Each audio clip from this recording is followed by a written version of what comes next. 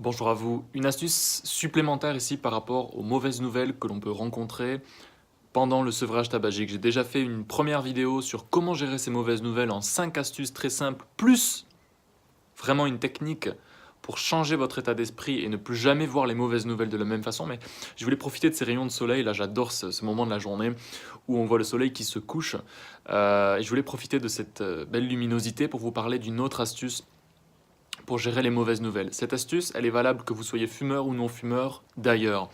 Mais ça va faire en sorte qu'une mauvaise nouvelle ne sera plus du tout vécue aussi intensément au niveau émotionnel. Parce que si l'émotionnel est dépassé, c'est là où on peut avoir des pulsions et se rabattre sur la cigarette sans même réfléchir ou en se disant « fuck, tant pis pour aujourd'hui, je refume ». Donc cette astuce, c'est quoi? C'est ce qui concerne le fait de mettre des attentes sur les choses. Je vous fais cette vidéo parce que là, je viens d'avoir un rendez-vous qui s'est annulé. Et c'est vrai que ce rendez-vous, j'avais très envie qu'il se produise. Mais je le vis plutôt bien parce que au moment où j'ai pris ce rendez-vous, je me suis dit, ok, ce rendez-vous, il est cool. Mais je me suis dit, si ça annule, c'est pas grave. Et du coup, quand vous êtes dans une non-attente, c'est-à-dire que si ça arrive, c'est très cool, mais si ça arrive pas, c'est pas grave. Eh bien, ce qui se passe, c'est que vous vivez beaucoup mieux les choses qui se présentent à vous.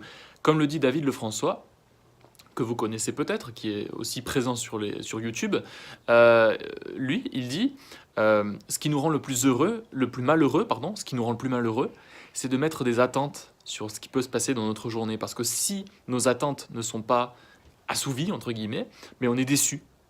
Et on est déçu, et alors on a des émotions de déception, de tristesse, des émotions basses, et c'est là où on peut être tenté de craquer pour une cigarette, en l'occurrence.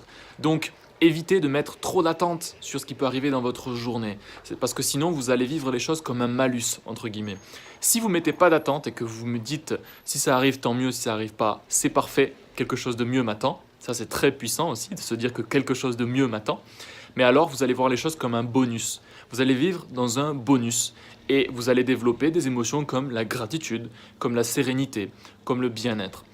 Deuxième astuce bonus, c'est de vivre à fond la mauvaise nouvelle, l'encaisser un petit peu, prendre 5 minutes pour se poser, dire ok, ça me fait chier, ok, et après relativiser, se dire est-ce que vraiment ça nécessite une cigarette pour masquer cette mauvaise nouvelle? Souvent, je vous le dis, ça c'est très puissant ce que je dis, c'est qu'on est dans une attente inconsciente de la mauvaise nouvelle. C'est-à-dire que on attend presque de manière inconsciente, hein, mais c'est comme si on attendait la mauvaise nouvelle pour pouvoir se dire, et voilà, mauvaise nouvelle, là je suis obligé de craquer.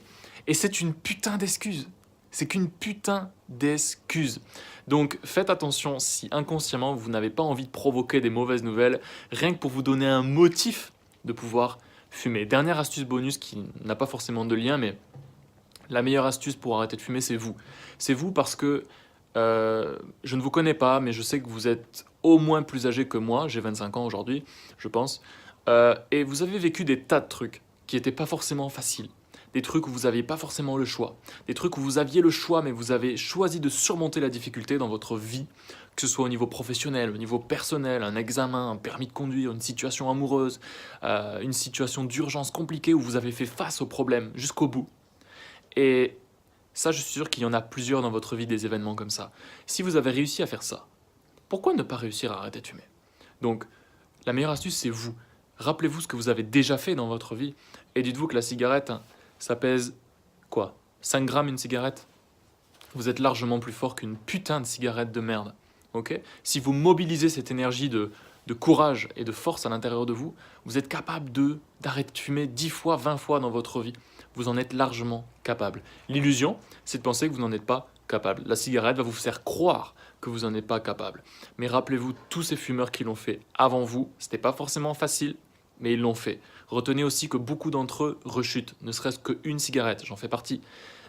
Moi, j'ai déjà retesté 1 ou 2 cigarettes depuis 4 ans que j'ai arrêté de fumer, mais je ne considère pas ça comme une reprise, parce que derrière, il y a une prise de conscience, même si ça fait chier de se dire qu'on a craqué, mais on se remet dans le droit chemin, et on ne se sert pas de la rechute comme d'une excuse pour acheter un paquet, encore une fois.